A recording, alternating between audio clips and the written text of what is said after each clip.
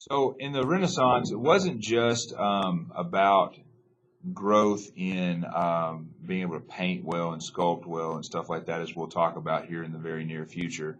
A lot of this was actually based around learning, even just through books and stuff like that. Some of the more famous um, things that come out of the Renaissance, some of the more famous works that come out of the Renaissance. Here's two right here.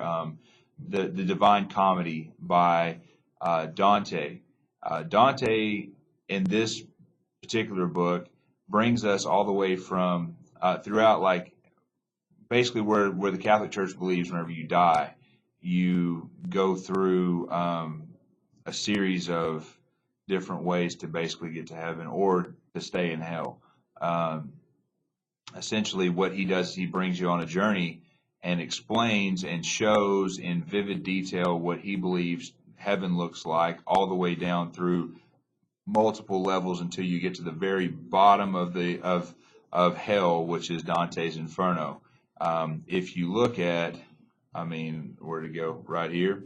If you look down there, Dante's Inferno looks like a pretty scary place to go. There's a lot of paintings that have been done of it and all that type of stuff. So it was meant to be a very scary scare tactic to get people to follow after God, trust in the Catholic Church to get to their final destination of hopefully heaven. In hopes maybe that you go to purgatory to pay out your sins for a little while, but eventually you're going to make your way to heaven because you've paid out your sentence or whatever. It was designed for people to hopefully find their way to heaven by being scared away from hell. Geoffrey Chaucer wrote the Canterbury Tales, in which he basically portrays the entire spectrum of English society.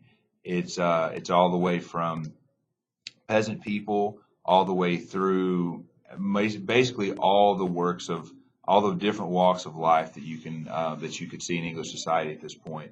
So some of the more famous ones that you would have seen from there, you may have seen a movie called A Knight's Tale. That's kind of loosely based off of the Canterbury Tales, A Knight's Tale. More recently, um, people have um, people have been getting into a movie or a a series called The Handmaid's Tale. That's also very loosely based off of Geoffrey Chaucer.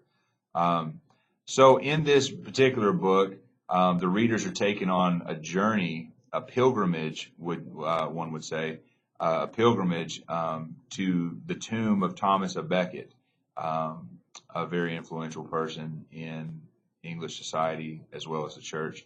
And so um, Geoffrey Chaucer it's a masterwork from him because you get an opportunity to see what the life looks like in every walk of life within the English society at that point.